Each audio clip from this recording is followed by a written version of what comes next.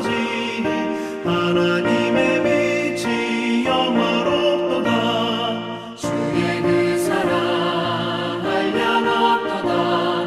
찬송할지어다 예수의 복로. 주의 그 사랑 한량없도다.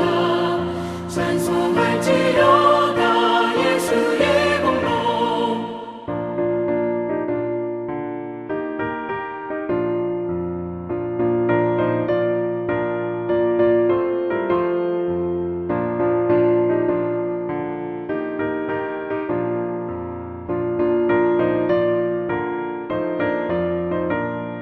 죄의 깊은 잠과 뜬 세상의 꿈을 어서 깨어나라 나의 친구여. 은혜 받은 날과 구원 얻을 때가 지금 온 세상에 선포되었네. 주의 그 사랑 한량없도다. 찬송할지어다 예수의 복로. 주의 그 사랑 한량없도다. 찬송할지어다 예수의 복로.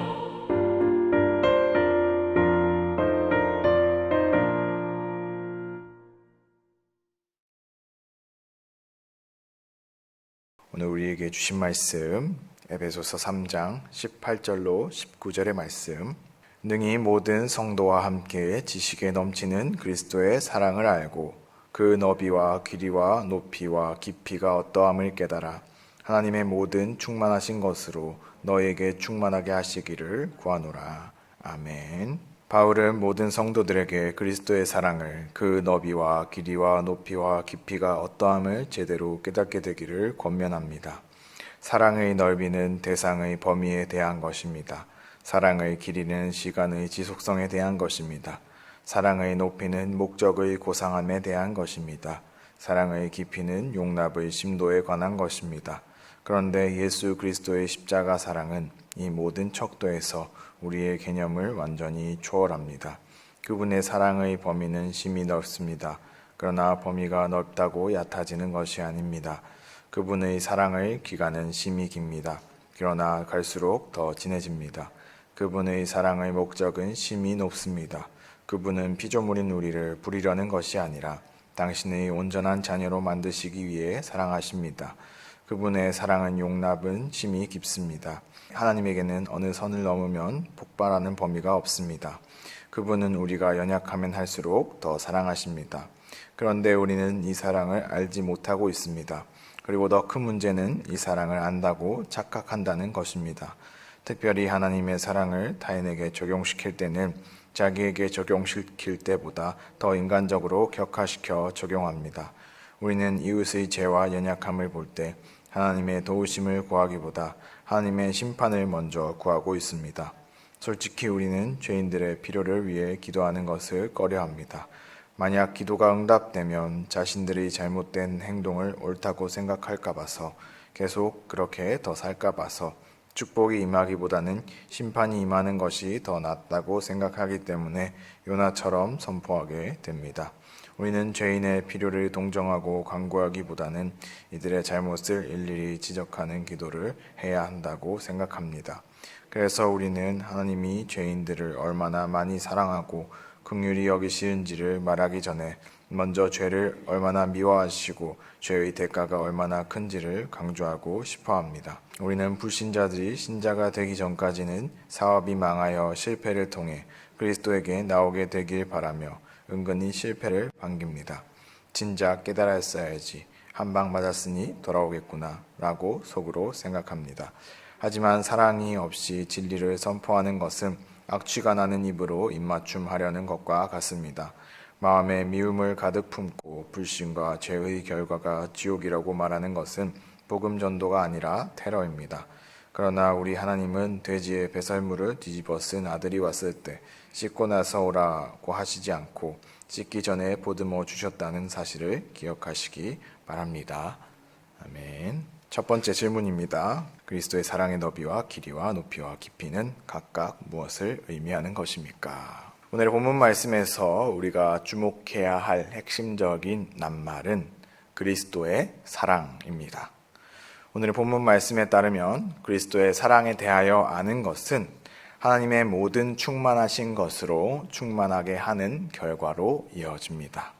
다시 말해 하나님과의 관계가 친밀해지고 채워지고 풍성해지기 위해서는 그리스도의 사랑에 대하여 알아야 한다는 것이지요.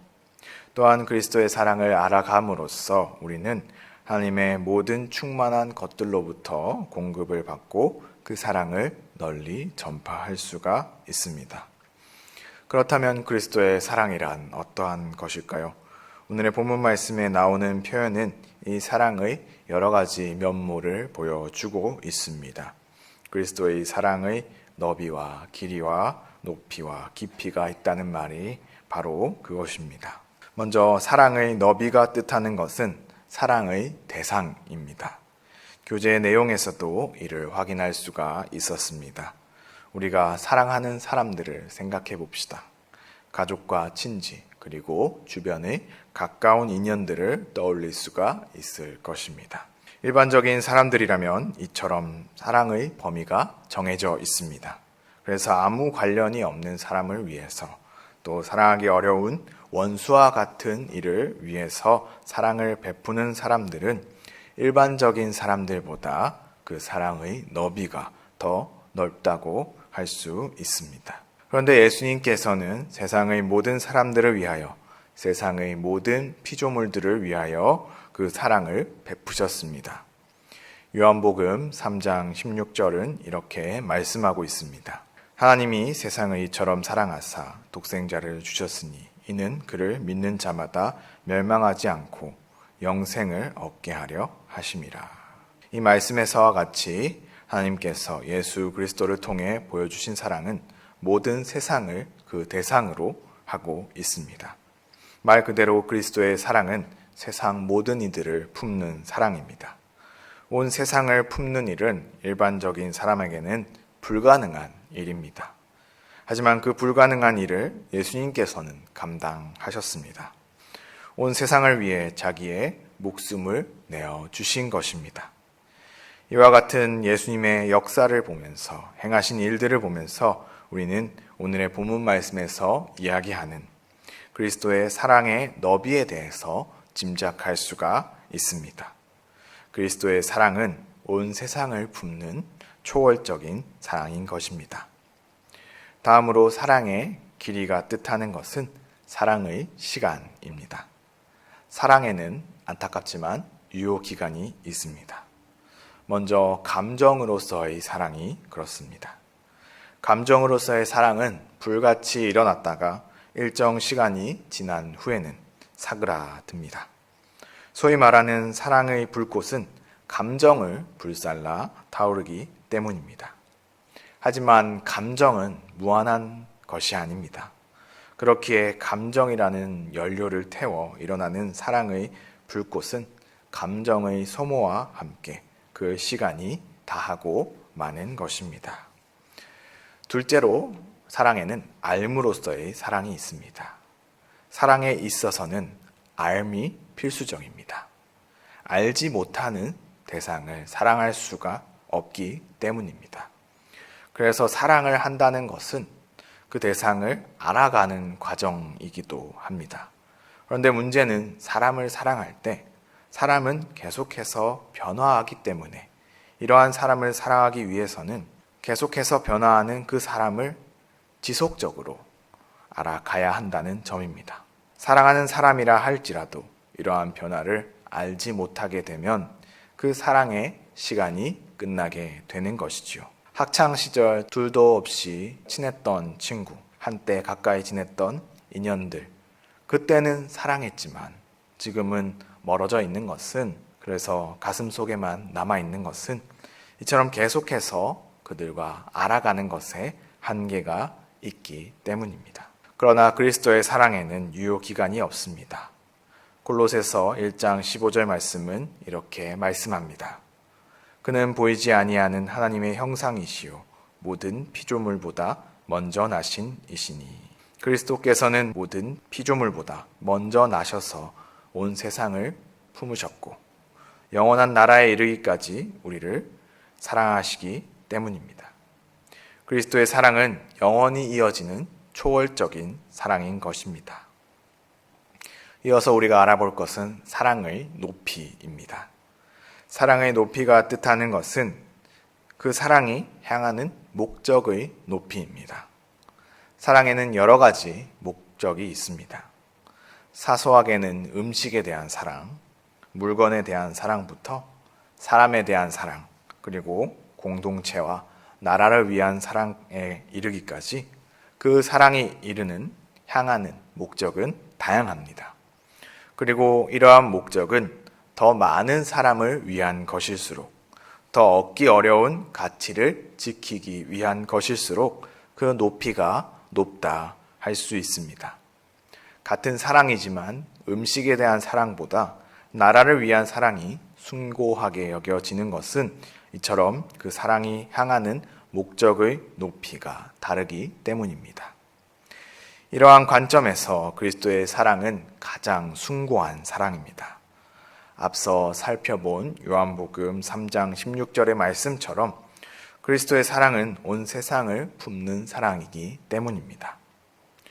그리스도를 믿는 모든 자가 멸망하지 않고 영원한 생명을 얻게 하려는 그러한 목적이 있는, 그러한 목적을 향하는 사랑이기 때문입니다. 이보다 더 많은 사람을 위한 목적이 없었고, 이보다 더 얻기 어려운 가치를 지키기 위한 목적은 없었습니다. 그러므로 그리스도의 사랑은 영원한 생명을 추구하는 초월적인 사랑인 것입니다. 마지막은 사랑의 깊이입니다.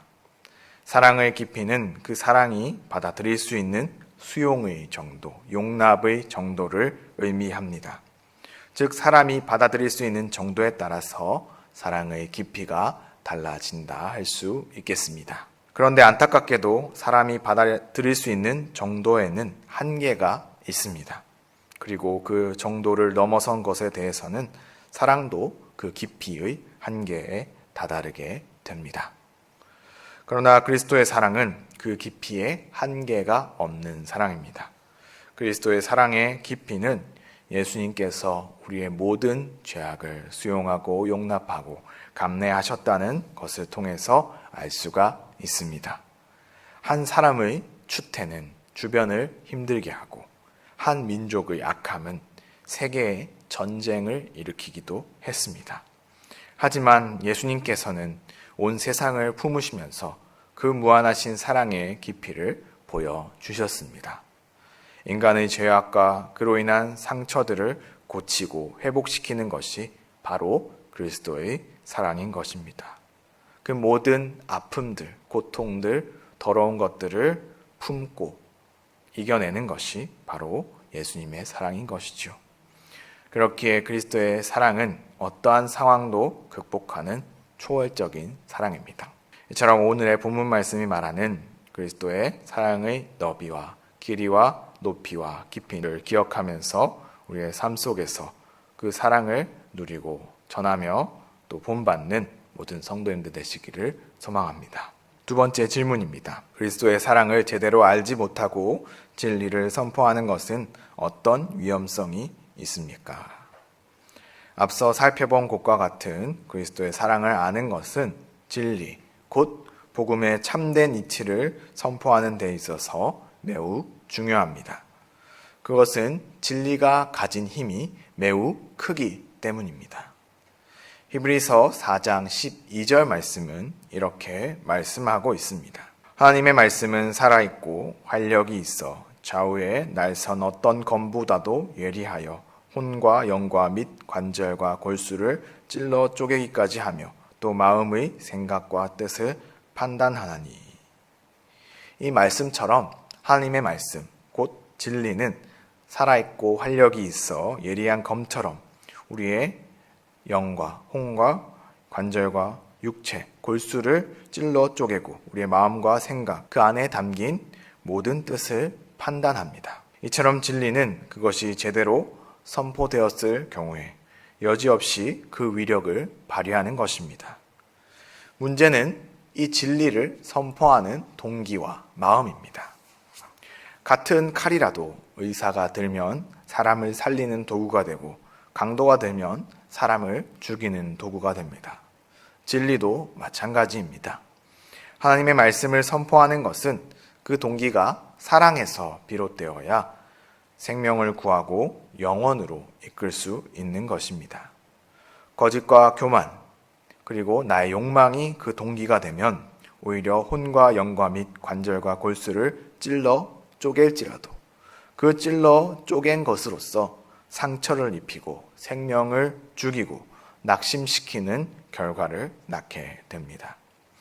자신의 탐욕과 자기의 의를 추구하기 위해 하나님의 말씀을 선포하는 것은, 하나님의 이름을 함부로 끌어다 쓰는 것은, 하나님의 뜻을 참칭하는 것은 결국 생명을 영원이 아니라 죽음으로 이끌게 되는 것이지요. 그러므로 우리는 진리를 선포하기 위해서 무엇보다 그리스도의 사랑에 대하여 제대로 알아야 하겠습니다. 진리를 선포하는 사명을 맡은 자로서 그리스도의 사랑으로 이를 감당해야 하겠습니다. 베드로전서 4장 11절 말씀은 이렇게 말씀합니다. 만일 누가 말하려면 하나님의 말씀을 하는 것 같이 하고 누가 봉사하려면 하나님이 공급하시는 힘으로 하는 것 같이 하라. 이는 범사에 예수 그리스도로 말미암아 하나님이 영광을 받으시게 하려 함이니 그에게 영광과 권능이 세세에 무궁하도록 있느니라. 아멘. 이처럼 그리스도의 사랑을 알아 그 너비와 길이와 높이와 깊이가 어떠한지를 깨닫고 하나님의 모든 충만하신 것으로 우리 자신과 우리 공동체와 온 세상을 충만하게 하는 모든 성도님들 되시기를 주님의 이름으로 소망합니다.